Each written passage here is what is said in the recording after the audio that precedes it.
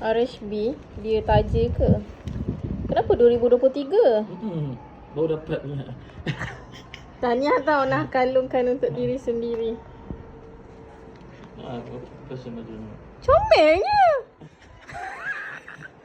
Comel lah, macam baju kanak-kanak je. Ni baju basikal ke ni? Teruskan. Tahun ni punya? Hmm. Hari tu kan saya masa nak pergi mamak nak ambil mak kot, saya nampak ada orang tu bawa basikal. Dia tengah training kan tu. Dia pakai baju yang saya pakai, yang abang bagi tu. Percaya tak sama kualiti bagusnya. Ibu ni berak tu buat muka. Nah, kalungkan pada diri sendiri. Saya nak ambil kalungkan saya ke? Saya nak ambil gambar awak. Ni tak nak. Tahniah tau. Okey, senyum. Kecekek. Kecekek. Kecekek. Kecekek. Awak menang ke? Menang. Apa tak bila. Tahniah tau.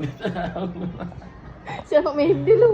Wajib dapat medal. Tahniah tau. Awak ada? Awak tak ada kan? Saya tak ada. Saya dapat ambil gambar awak je. Okey, 1, 2, kecekek. Kecekek. Kecekek. Kecekek.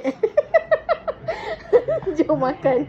Tercekik aku dengar. First time lah orang suka dapat hadiah. Tak ada. Biasa minta training pun tak pernah dapat hadiah kan? Tak dapat medal.